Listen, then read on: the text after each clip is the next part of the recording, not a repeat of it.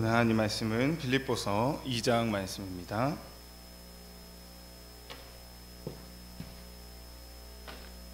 신약성경 320페이지 빌립보서 2장 12절부터 18절까지 말씀입니다.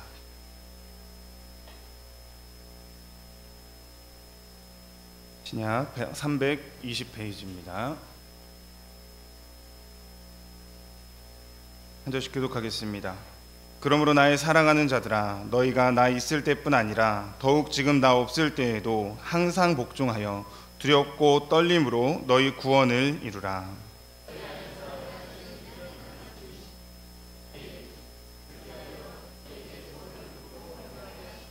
모든 일을 원망과 시비가 없이 하라.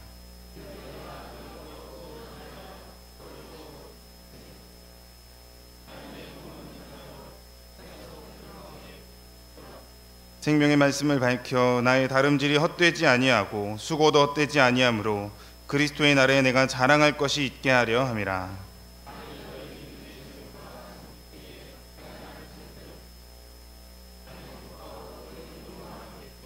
같이 읽겠습니다. 이와 같이 너희도 기뻐하고 나와 함께 기뻐하라. 아멘. 제가 아는 한 집사님이 얼마 전에 그 얼굴책에 페이스북에 글을 하나 남겼습니다. 내용은 대략 이렇습니다. 우리 아들이 다니는 학원이 뉴스에 나왔다는 거예요.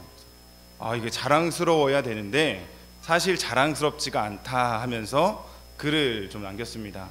글 내용은 좀 이렇습니다. 이 신문 기사가 어떤 내용이었냐면요, 중학교 1학년짜리 아이들에게 선행학습을 시켜서 대학생들이 배우는 과목까지 공부를 시키는 학원인 거예요. 거기에 이제 본인의 아들이 다니고 있는 거죠. 그 아이들을 보면서 이 세상 사람들이 선행학습 얘기하는 거에 따라서 나도 내 아들을 그 학원에 보내고 있구나라는 이 절망감 속에 쓴 글이었습니다. 마치 맹목적으로 이렇게 해야만 될 것 같아서 쫓아가는 그 시류 속에서 내가 이 아이에게 어떻게 해야 될 것인가 고민을 하더라고요. 난 어떻게 해야 하나? 규제를 준수해서 밤 10시에 아이들을 끝내주는 학원에서 돌아온 이 아이들에게 일찍 자라고 해야 되는지, 아니면 과제를 쫓아가기 위해서 밤새도록 숙제를 하라고 해야 되는지 나는 잘 모르겠다. 학교 고충은 아빠가 공부 열심히 시켜줄 테니까 너는 학원 공부만 열심히 하라고 해야 되는지 고민이 된다. 이런 내용이고요. 그런데 새벽 6시에 출근해서 밤 11시에 집에 들어오는 몸으로 이 아이에게 뭔가를 해준다는 게 어쩌면 사치인 것도 같다. 주말이면 한두 시간 자전거 태워주고 숙제하기 싫으면 그냥 자라고 거짓말 한번 하는 게 내 반항의 전부인 것 같구나 라는 글이었습니다. 이 집사님의 이 글을 보면서 마음속에 좀 착잡한 마음이 들었습니다. 여러분 어떻게 얼마나 공감이 좀 가십니까?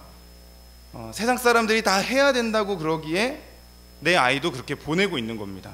안 그러면 뒤처질 것 같아서 두려운 겁니다. 차라리 내가 공부를 좀 못하고 내가 고생을 한다면 그냥 안 하고 말 텐데, 내가 얘한테 돈을 조금 덜 투자해서 얘 인생이 남보다 뒤처지게 된다면 얼마나 아플 것인가를 두려워하고 있는 겁니다. 다른 아이들이 가는 만큼 못 가면 어떨지에 대한 두려움, 이 두려움이라는 것이 우리를 얽어매고 있다는 것이죠. 여러분, 이런 모든 현상들, 세상 속에서 사람들이 더 돈을 벌기 위해 싸우고 노력하는 모든 현상들의 밑바탕에는 두려움이라는 감정이 있습니다. 여러분, 이 두려움이란 감정은 아담과 하와가 선악과를 따먹은 사건에서 기초합니다.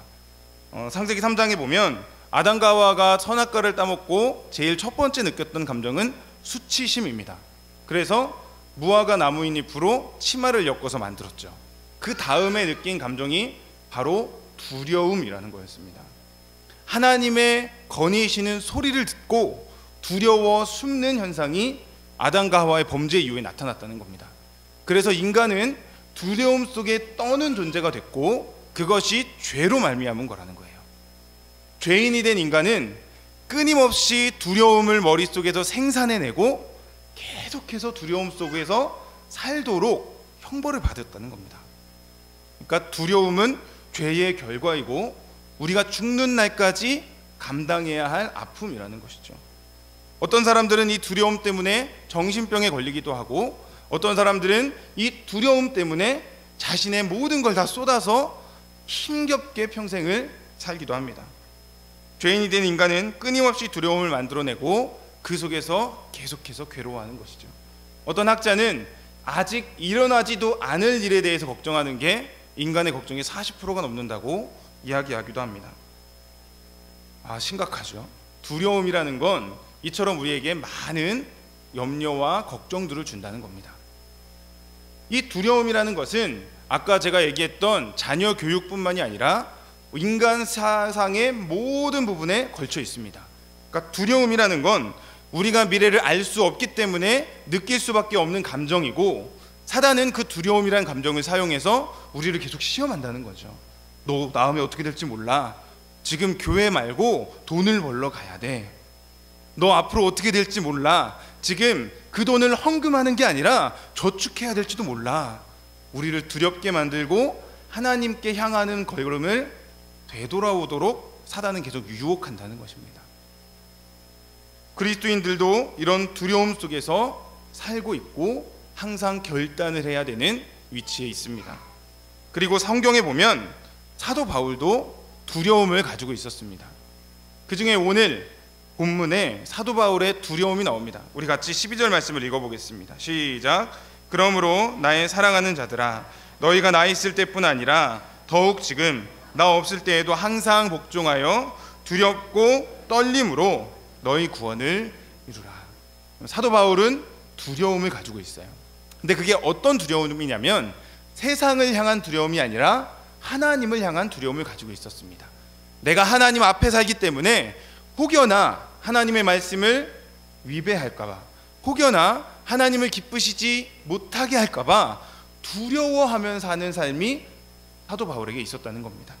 그리고 우리가 그렇게 살도록 이야기를 했습니다. 우리가 하나님을 경외하는 자가 되어 하나님의 존전 앞에 신전의식을 가지고 살아야 된다라고 사도 바울이 이야기하고 있다는 것이죠. 거기서 필요한 감정이 두려움이라는 겁니다. 이 두려움은 앞에서 제가 말한 두려움과는 조금 다릅니다.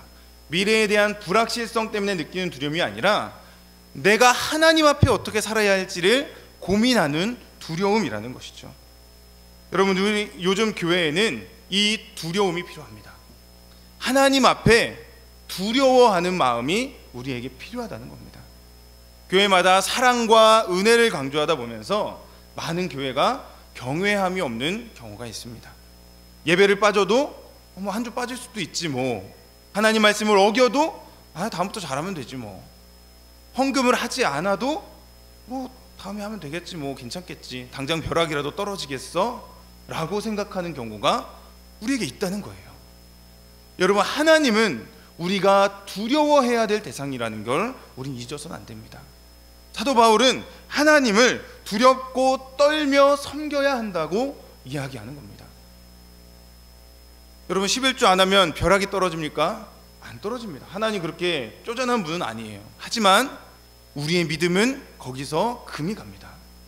하나님 앞에 우리가 날마다 성화의 과정을 이루어가는 것들은 작은 것 하나하나까지 하나님께 드리는 훈련을 하고, 아주 작은 것, 말 하나, 행동 하나, 눈빛 하나, 몸짓 하나까지 주님 앞에서 하는 것처럼 두렵고 떨림으로 살아야 할 필요가 있다는 것이죠. 사도 바울은 그것을 이야기합니다. 그리고 그러한 삶을 위해서는 내 목숨까지도 내놓아야 한다고 강조합니다. 사도행전 21장 13절에 사도 바울은 자신이 고난받을 것을 알면서도 이렇게 얘기합니다. 나는 주 예수의 이름을 위하여 결박당할 뿐 아니라 예루살렘에서 죽을 것도 각오하였노라. 그냥 적당히 하나님 믿는 게 아니라 죽기까지 각오한 삶이 사도 바울에게 있었다는 겁니다. 그는 두려움 속으로 걸어 들어갈 수 있는 믿음이 있었어요. 예수 그리스도를 위해 두려움이라는 이름 앞에 나를 내어 맡길 수 있을 만큼의 담대한 용기가 있었다는 겁니다. 여러분, 예수님처럼 산다는 건 바로 그런 것입니다. 두려움 앞으로 내가 나아가는 것, 불확실한 상황 속에 내가 나아가는 것, 어떻게 될지 알 수 없지만 예수 그리스도를 의지하여 담을 뛰어넘는 믿음을 갖는 것, 그것이 그리스도를 따라가는 삶이라는 거예요. 예수님은 말씀하셨습니다. 좁은 문으로 들어가라. 멸망으로 인도하는 문은 크고 그 길이 넓어 그리로 찾는 자가 많고, 생명으로 인도하는 문은 좁고 길이 협착하여 찾는 자가 적음이니라. 좁은 길은 한 명밖에 못 가는 길일 수도 있어요. 때로 혼자라고 느껴지고 그 길이 끝이 어딘지 알 수 없을 만큼의 절망적인 길일 수도 있습니다. 하지만 주님은 그 길을 들어가라라고 하셨어요. 그 길은 낭떠러지의 오솔길일지도 모릅니다. 양옆이 까마득한 절벽일 수도 있어요. 하지만 주님은 그 길로 우리를 들어가라고 하셨습니다. 왜요? 두려움 속에 하나님의 은혜가 있기 때문에 그렇습니다. 그렇기 때문에 그리스도인은 두려움 속으로 들어갈 수 있어야 합니다. 다가오는 폭풍 속으로 내가 주를 의지해 나아갈 수 있어야 된다는 겁니다. 하지만 많은 사람들은 두려움보다 안정을 택합니다. 그리고 이렇게 얘기합니다. 내가 좀 더 자자, 좀 더 졸자, 손을 모으고 좀 더 누워있자. 사람들은 좀 더 편하기를 원한다는 겁니다. 그래서 서 있기보다는 앉아 있으려고 하고, 앉아 있기보단 누워 있으려고 합니다. 마트에서 서서 물건을 파는 것보다 마트 사무실에 앉아서 서류 정리하는 걸 사람들은 더 좋은 직업이다라고 생각한다는 거죠. 사람들은 안정된 직업을 꿈꿉니다. 여기서 안정된 직업이라는 건 위험하지 않은 일, 편하게 할 수 있는 일, 어떤 위험 수당이 들어가지 않는 사무직, 에어컨이 나오는 직장에 앉아 있는 일, 이런 것들이죠. 그런 것들을 많은 사람들이 꿈꾸고 있습니다. 그리고 연봉, 여가 시간, 사회적 명성 같은 것이 직업을 선택하는 기준이 되어버리기도 합니다. 특히 요즘 젊은이들이 많이 그렇습니다. 어디가 당신의 꿈입니까? 삼성이요. 왜요? 돈 많이 주잖아요. 또 어떤 청년은 어떤 중소기업에 들어가고 싶대요. 왜요? 거기는 휴가가 많아요. 뭐 이런 거. 선생님이 왜 되고 싶습니까? 제가 전에 어떤 청년한테 물어봤습니다. 대답이 대단합니다. 방학 때 쉬잖아요. 많이 놀고 적당히 일하고 내 생활, 내가 하고 싶은 걸 할 수 있는 직업이 최고의 직업인 것처럼 생각한다는 것이죠. 그리고 많이 서 있고 밖에서 많이 일하고 좀 사람들에게 인정받지 못하는 일을 하면 저건 3D 직업이고 공부를 많이 하지 못한 사람이나 하는 일이라는 그런 생각으로 천대하는 경우가 우리에게 있다는 거죠. 최고의 직업이 보람에 대한 기준이 아니라 그 일에 대한 보수와 내가 하고 싶은 생활의 여가에 달려 있다는 건 뭔가 좀 이상한 것 같습니다.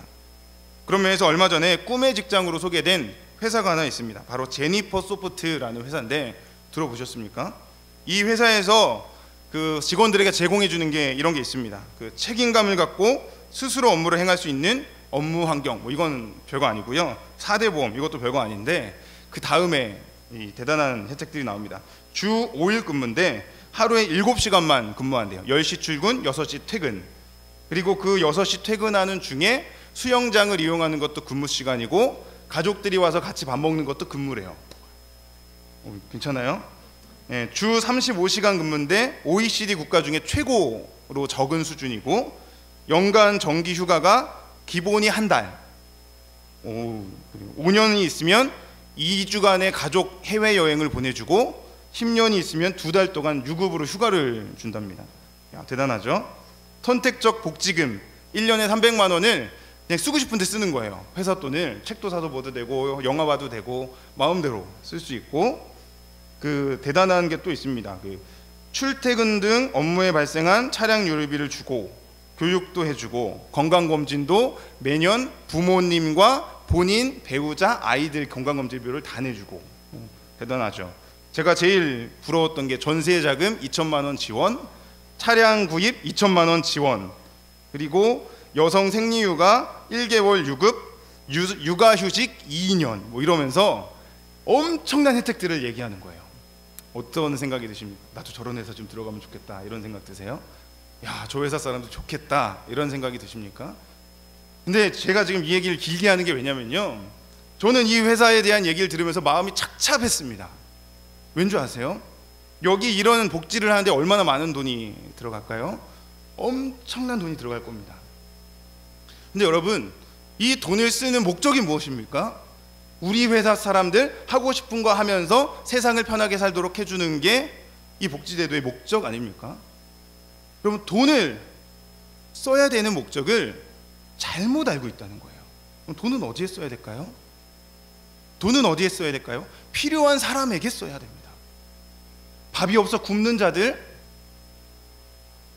하나님을 모르고 죽어가는 자들, 그들에게 돈을 써야 돼요. 여기서 우리가 부러워하는 이런 제도들은 주를 위한 복지가 아니라 나를 위한 거예요. 내 생활이 편안하고 내 생활이 안정되고 내가 좀 더 쉬고 내가 좀 더 자고 내가 좀 더 맛있는 걸 먹을 수 있는 제도들이 우리가 지금 부러워하고 있는 제도라는 겁니다. 만약에 한번 생각해 보겠습니다. 어떤 회사에서 매년 매출의 10%를 가난한 자를 돕는 데 쓴다. 그 회사 좋은 회사입니까? 나쁜 회사입니까? 좋은 회사예요. 지금 얘기했던 이 회사랑 그 회사랑 어느 회사가 더 좋은 회사입니까? 후자가 더 좋은 회사라는 걸 믿으시기 바랍니다. 왠지 아세요? 하나님이 보시기에 누굴 더 칭찬할 것 같습니까? 직원들 잘 먹고 잘 살게 해준 회사를 칭찬할 것 같습니까? 이 땅에 약하고 힘들어하는 자들에게 많은 걸 나누어 준 회사가 칭찬받겠습니까? 당연히 후자라는 거예요. 근데 우리는 전자를 바란다는 거죠. 우리의 삶에서도 똑같습니다. 어떤 사람이 1년에 돈을 많이 벌었어요. 그 돈으로 집을 사고 차를 사고 하고 싶은 거 많이 하고 해외여행 많이 다녔습니다. 어우, 부럽다. 나도 좀 그렇게 살고 싶다. 반대로 어떤 사람은 돈을 많이 벌었는데 고아한테 1,000만 원 주고 과부한테 도와주고 고아원 가서 맨날 돈 주고 본인은 월세방에 삽니다. 우리는 뭐라고 얘기합니까? 저 사람 좀 심한 거 아닐까?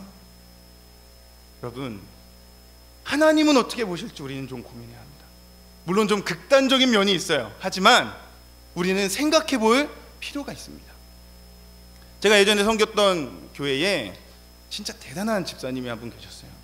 남편이 요즘에 퍼실 이런 거 있죠. henkel 코리아, 거기에 한국 지부 이사입니다. 근데 월세에 살아요. 왠지 아세요? 교회에 11조 건축원금 매주 엄청나게 하고, 그것뿐만이 아니라 북한, 아프리카, 동남아시아 애들을 한 달에 300~400만 원씩 막 도와주세요. 그리고 본인들은 월세에 살아요. 처음엔 좀 심하다는 생각을 했었습니다. 그런데 하나님은 그걸 기뻐하시겠다는 생각을 요즘에 좀 하고 있습니다. 그리고 내가 그렇게 살 수 있을까? 내가 목사라는 이름을 달고 있지만 나는 과연 그렇게 살 수 있을까? 고민합니다. 여러분, 우리는 우리의 소망이 어디 있는지를 점검해 볼 필요가 있습니다. 우리의 소망이 나의 안락한 생활에 있는지 하나님 앞에 있는지. 사도 바울은 우리의 소망이 이것이라고 얘기합니다. 빌립보서 2장 13절 같이 읽겠습니다. 시작. 너희 안에서 행하시는 이는 하나님이시니 자기의 기쁘신 뜻을 위하여 너희에게 소원을 두고 행하게 하시나니. 우리에게 소원이 있는 이유가 뭐라고요? 하나님의 기쁘신 뜻을 위해서. 우리에게 꿈이 있는 이유가 무엇이라고요? 하나님이 기쁘신 삶을 살기 위해서 우리가 꿈을 꾸는 거라는 겁니다. 좋은 직장에 들어가야 하는 이유가 무엇입니까? 많은 돈을 버는 거예요. 왜 봅니까? 잘 살려고? 아니요. 주를 위해 더 많이 쓰기 위해 버는 겁니다. 하나님, 우리 회사 잘 되게 해주십시오. 왜 기도하십니까? 내 아들 더 좋은 거 먹이려고? 내가 더 잘 살기 위해서 그렇습니까? 아닙니다. 하나님 앞에 더 많은 걸 드리기 위해 우리는 성공해야 하는 겁니다. 이것이 바뀌면 우리는 세상 사람들처럼 나의 안락함을 위해 사는 존재가 되어버립니다. 하나님께서 제시해 주신 소망이 아니라 내 생활을 위해 사는 자들이 되어버릴 수도 있다는 겁니다. 우린 사도 바울의 목표를 바라봐야 합니다. 사도 바울의 목소리를 들을 수 있어야 합니다. 왜냐하면 편안함은 우리 삶의 목표가 아니기 때문입니다. 빌립보서 3장 13절 14절 같이 읽겠습니다. 시작. 형제들아, 나는 아직 내가 잡은 줄로 여기지 아니하고 오직 한 일, 즉 뒤에 있는 것을 잊어버리고 앞에 있는 것을 잡으려고 표대를 향하여 그리스도 예수 안에서 하나님이 위에서 부르신 부름의 상을 위하여 달려가노라. 바울의 목표는 무엇입니까? 표대였습니다. 그럼 바울이 만약에 에베소에 정착해서 담임 목회자가 되었다고 한번 생각해 보겠습니다. 성도가 얼마나 모였을까요? 그에게 얼마나 편안한 생활이 있었을까요? 그가 돌을 맞고 채찍을 맞고 비난을 당해야 할 이유는 없었을지도 모릅니다. 아마 에베소라는 도시는 완전 성시화되어서 바울이 완전히 점령한 그런 땅이 됐을지도 모릅니다. 하지만 바울은 안락함이 아닌 전도의 길을 택했습니다. 그것이 예수께서 가신 길이었기 때문에 그래요. 그래서 우리는 일어나야 합니다. 편안함을 목표로 사는 것이 아니라 주를 위해 내 발을 옮길 수 있는 믿음의 삶을 살아야 합니다. 여러분, 이런 말이 있습니다. 죄수는 오래 가둬두면 자기 발에 묶인 쇠사슬을 자랑하기 시작한다. 처음엔 죄수들이 날 왜 가뒀냐고 막 항의를 하지만 시간이 지나면 그 안에 위계 질서가 생긴다는 겁니다. 법이 생기고 서로 내가 더 두꺼운 쇠사슬을 메고 있노라고 자랑하기 시작한다는 거죠. 여러분, 그들이 아무리 자랑해봤자, 그 안에서 아무리 존경받아봤자 그들은 죄수일 뿐입니다. 근데 우리가 어느덧 그런 모습이 되는지도 모르겠다고요. 이 세상에서 아무리 안락해봤자, 이 세상에서 아무리 많은 재물을 누리고 살아봤자 하나님 앞에서 그것은 아무것도 아닐진데, 우리의 목표가 어느덧 편안하고 안정되고 그냥 나만 잘 사는 삶이 되지는 않았는지 우리가 돌아볼 필요가 있다는 것이죠. 예수님은 이 땅에서 편안한 삶을 추구하지 않고 움직이셨습니다. 마가복음 1장 35절 예수님께서 이렇게 말씀하셨습니다. 이르시되 우리가 다른 가까운 마을들로 가자. 거기서도 전도하리니 내가 이를 위하여 왔노라 하시고, 예수께서 이 땅에 왜 오셨다고요? 다른 마을로 가기 위해서 오셨다는 겁니다. 그냥 한 곳에 정착해서 편하게 살다가 죽기 위해서가 아니라 내가 다른 마을, 다른 곳, 더 넓은 땅 끝까지 가서 하나님을 믿는 자들을 만들어내는 삶을 살기 위해 이 땅에 오셨다는 겁니다. 그리고 우리에게 그러한 삶을 살라고 말씀해 주셨어요. 사도 바울은 얘기합니다. 내가 그리스도와 함께 십자가에 못 박혔나니 그런즉 이제 내가 사는 것이 아니요 오직 내 안에 계신 그리스도께서 사신 것이라. 이제 내가 육체 가운데 사는 것은 나를 사랑하사 나를 위하여 자기 자신을 버리신 하나님의 아들을 믿는 믿음 안에서 사는 것이라. 내가 사는 것이 아니라 그리스도께서 사는 것이라고 이야기하는 것이죠. 그래서 나의 일부는 그리스도의 일부입니다. 우리가 사는 한 시간은 주께서 살아야 했던 한 시간이라는 거예요. 우리가 먹는 이 음식은 주님이 드셔야 했던 음식이었고, 우리가 누릴 수 있었던 이 평안함은 주께서 누리셔야 했던 것이었어요. 그렇게 우리는 우리의 삶을 마음대로 써서는 안 됩니다. 우리는 예수 그리스도의 제자로 주를 위해 살도록, 하나님의 기쁘신 뜻을 위해 살도록 부름받은 자라는 걸 기억해야 합니다. 물론 하나님이 주신 물질, 하나님이 주신 은혜 안에 우리가 행복하게 살아야 할 필요는 있습니다. 하지만 제가 얘기 드리는 건 그것이 목적이 되어서 살아면 안 된다는 것이에요. 여러분, 우리는 편안함을 자랑하지 말고 하나님을 자랑할 수 있어야 합니다.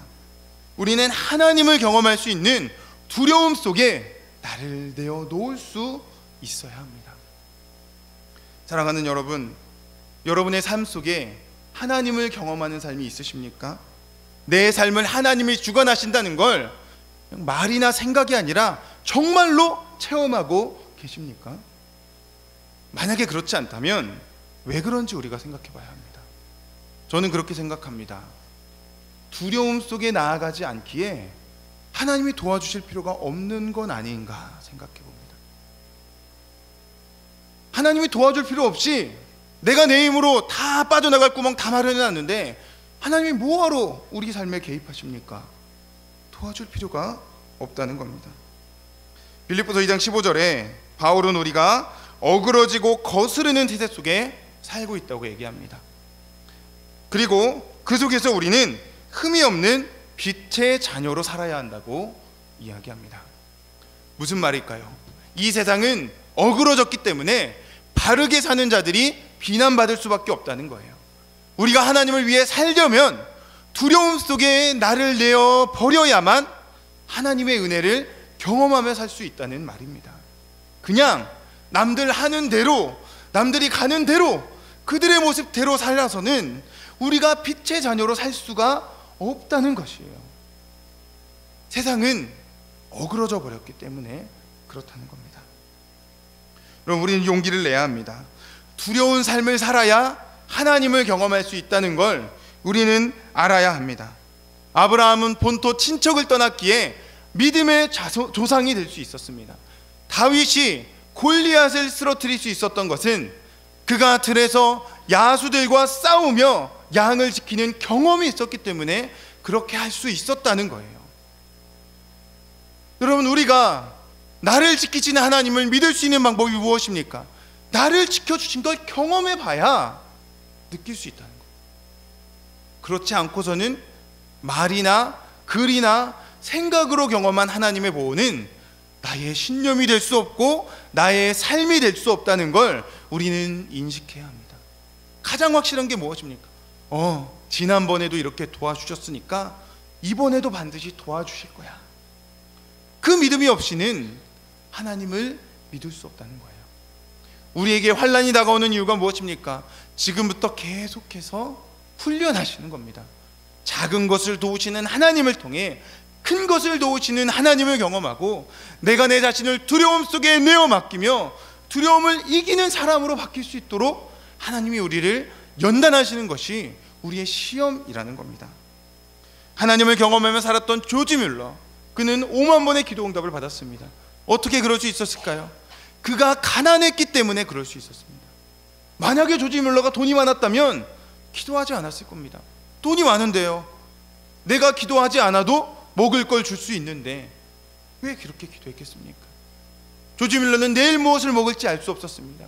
그래서 하나님께 기도했습니다. 하나님이 그 기도를 들으시고 응답해 주셨습니다. 에서를 만나기 전 야곱, 그는 하나님 앞에 철저히 홀로 남아 기도했습니다. 그 기도를 하나님이 들으셨다고요. 왜요? 간절했기 때문입니다. 하나님이 아니면 안 된다는 그 마음을 가지고 기도했기 때문에 하나님이 들어주셨다는 겁니다. 우리는 어떻습니까? 하나님이 아니면 안 된다는 생각으로 기도하고 계십니까? 안 들어주시면 이거 하면 어떨까? 안 들어주시면 적금을 해야 해? 안 들어주시면 어떻게 하지? 대책이 다 있고 그 속에 기도하고 있진 않습니까? 여러분, 우리는 조지 뮬러를 그 누구도 불쌍했던 사람이라고 이야기하지 않습니다. 그는 가난했지만 불쌍하지 않았습니다. 그는 배고팠지만 비굴하지 않았습니다. 왜입니까? 하나님이 함께 계셨기 때문입니다. 그렇기에 혹시 우리 중에 누가 거리에서 쓰레기를 줍는다고 하더라도, 우리 중에 누가 돈이 없어 배를 곱는다고 할지라도, 우리 중에 누가 하나님의 도움 없이는 살 수 없을 만큼 처절한 상황 속에 있다 할지라도 우리는 그 인생을 불쌍하다고 얘기할 수 없습니다. 돈이 없다고 불쌍한 게 아닙니다. 하나님이 없는 자가 불쌍한 것이에요. 오히려 돈이 없는 자가 하나님을 더 경험할 수 있고 그 인생이 더 값지고 귀한 것일 수 있습니다. 좋은 직장, 많은 연봉, 좋은 혜택을 누리는 직장이 없더라도 우리가 하나님을 경험하며 살고 있다면 그것이 더 복된 삶이며 하나님이 더 기뻐하는 삶이라는 걸 우리는 믿을 수 있어야 합니다. 우리 주위에 하나님이 없어 세상의 안위와 평화로움 속에 죽어가는 사람들이 오히려 더 불쌍한 자들이라는 걸 우리는 알 수 있어야 합니다. 여러분, 두려운 삶이 가장 복된 삶입니다. 모험의 삶이 가장 복된 삶입니다. 내 것을 내어주며 하나님 앞에 나에게 떡을 달라고 고민할 수 있는 그 삶이 진정 하나님 보시기에 기쁜 삶이라는 걸 우리는 알 수 있어야 합니다. 우리는 녹슬어 없어지는 것이 아니라 닳아 없어지길 소망해야 합니다. 그저 남들처럼 살다 죽는 것이 아니라 두려움 속에 나를 내어 맡기며 그 속에도 오시는 하나님을 경험하며 살 수 있는 우리가 되어야 한다는 이야기입니다. 어느 목사님에 대한 이야기로 설교를 마치도록 하겠습니다. 이 목사님은 대형 교회를 개척한 목사님은 아닙니다. 어느 정도 작은 교회에 몇 군데를 심호하시다가 원로 목사로 추대된 은퇴한 목사님이십니다. 올해 88세 되신 분입니다. 지금 일하고 계신 분이에요. 이분은 새벽마다 폐지를 줍습니다. 길거리를 돌아다니며 박스들을 모으고 종이를 주워서 그걸 내다 팔며 생활을 하십니다. 한 2년 정도 되셨답니다. 2년 전에는 동네 사람들이 욕하기 시작했습니다. 특히 믿는 사람들이, 어떻게 목사님이 아무리 은퇴하고 돈이 없다 그래도 폐지까지 주우십니까? 사람들이 비난했습니다. 그리고 손가락질을 하기 시작했습니다. 하지만 이 목사님은 끝까지 아무 말도 하지 않고 그 일을 감당했습니다. 1년쯤 지난 후 사람들이 폐지를 갖다가 막 주기 시작했습니다. 왜냐하면 이 목사님이 그 폐지를 모아서 아프리카에 있는 아이들 4명을 돕고 북한에 매달 10만 원씩 선교 헌금을 하고 있다는 걸 사람들이 알았기 때문입니다. 기자가 인터뷰를 했습니다. 목사님 왜 이렇게 하십니까? 이 목사님이 대답하셨습니다. 믿는 자에게 충성하라고, 죽도록 충성하라고 하셨는데 내가 지금 충성할 수 있는 길이 이것밖에 없어서 폐지라도 모아서 그걸로 영혼 살리려고 이 일을 하고 있습니다. 여러분, 이 목사님이 한 달에 수입이 60만 원이랍니다. 연금들을 다 합치면 60만 원이래요. 그걸로 자기는 충분하다는 겁니다. 하나님께 기도하면 채워주시는 걸 경험하고 충분하기 때문에 자기는 할 수 있는 한 사람들을 돕는다는 거예요. 생각해 보십시오.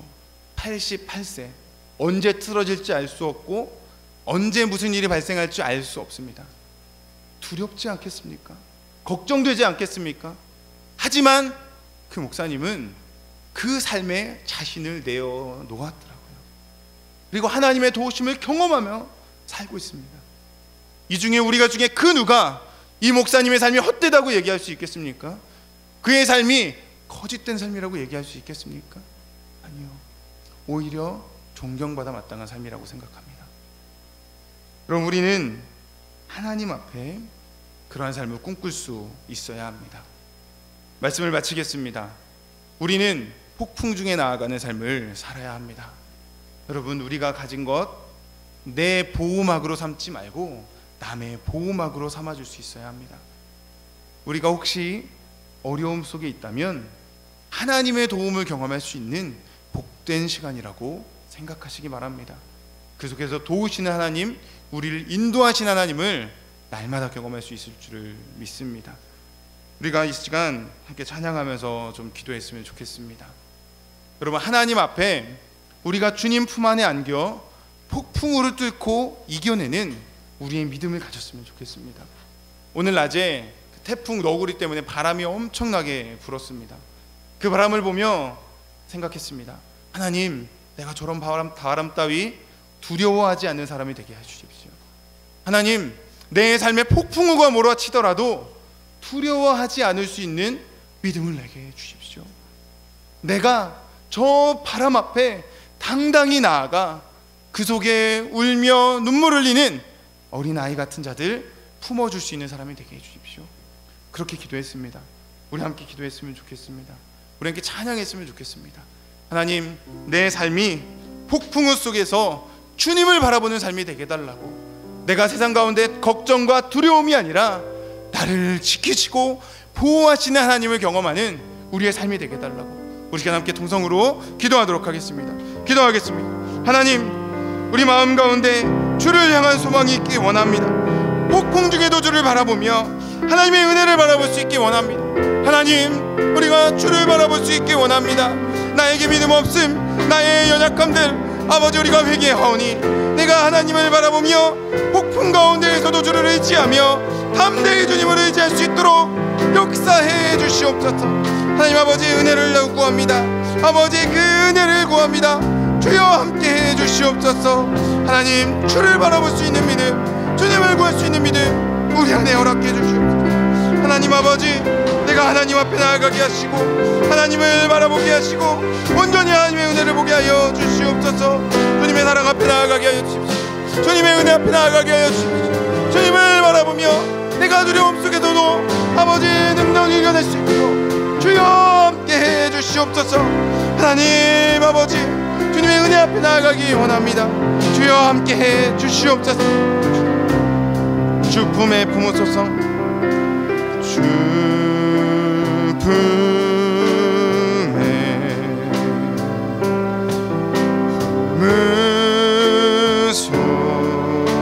품으소서. 능력의 팔로 덮으소서.